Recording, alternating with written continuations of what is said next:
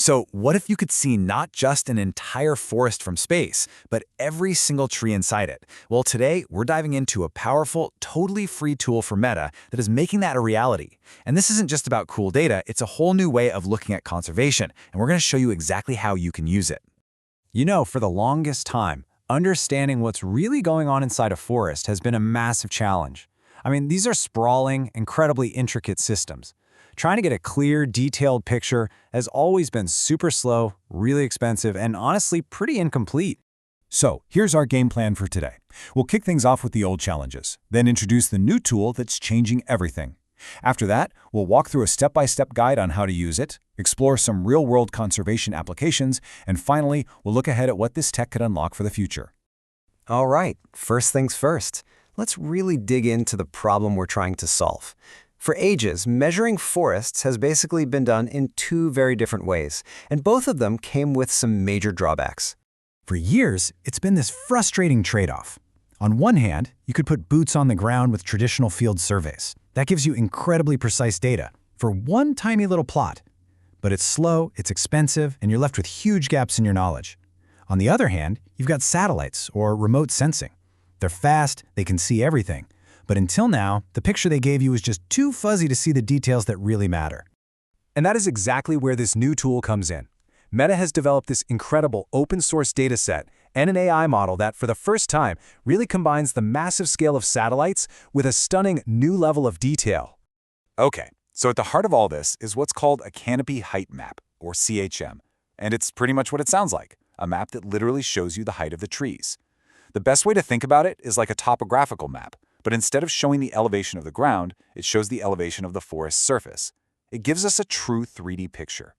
And here's the number that makes this a total breakthrough: 0.59 meters. We're talking sub-meter resolution. That is a massive leap from older global maps where a single pixel could be 10 or even 30 meters across.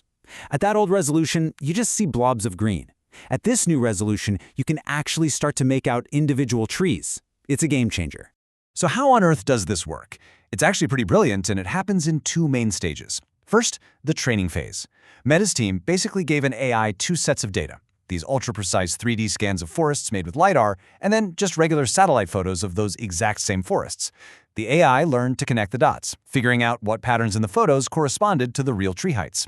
Now for the magic part. Once it's trained, you can give the AI only new satellite photos from anywhere else in the world, and it can generate a crazy accurate height map all by itself. So, the bottom line is this. This AI model finally breaks that old trade-off we were just talking about. You don't have to choose between seeing the big picture and seeing the fine details anymore. For the very first time, you can actually have both.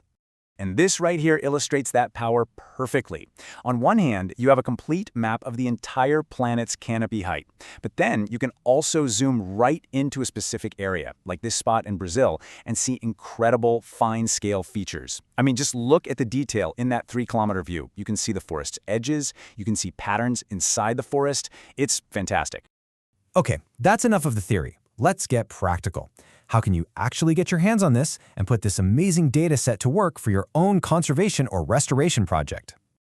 Well, the process is surprisingly straightforward. First, you just have to know what you want to do with it. Second, you decide, does the ready-made 2020 global map work for you, or do you need to use the AI to create a custom map for a different year? Third, you go and download the data for free from a platform like Amazon Web Services. And finally, step 4, you apply it to your project. The whole thing is designed to be accessible. Now for the really fun part.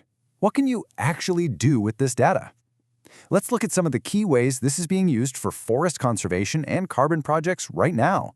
Right from the very beginning, in that critical planning stage, this data is a game changer. It means you can digitally scout enormous areas to find the most strategic land to conserve. You can precisely pinpoint deforested zones that are perfect for a new planting effort. You can even spot the subtle gaps in the canopy to map out corridors for wildlife to move through. It's all about making smarter decisions and way faster. And here is a perfect example of why that resolution matters so much. These are riparian corridors, those absolutely vital strips of forest along rivers. They're often way too narrow to be seen accurately with older 30-meter satellite data. They'd just be a blur. But with sub-meter resolution, you can map them, monitor their health, and even verify that they're eligible for a conservation project. This opens up so many new possibilities for protecting these critical ecosystems. And the data isn't just for planning. It's also incredibly powerful for monitoring projects as they unfold. You can spot subtle disturbances, like selective logging, that older sensors would totally miss. You can cross-check your on-the-ground measurements to make sure they're accurate. And for carbon projects, this is huge. You can create a time series of these maps to literally watch the forest grow and measure the carbon it's soaking up. So let's just zoom out for a second here. What we're looking at isn't just a better map. It's really a doorway to a whole new era of how we monitor and manage our planet's forests. The potential here is just massive. With this level of detail, we're getting closer to being able to count individual trees in agroforestry systems. We could analyze the shape of a tree's crown to figure out how healthy it is, all from space. We might even be able to start classifying different tree species. And this last point is absolutely critical.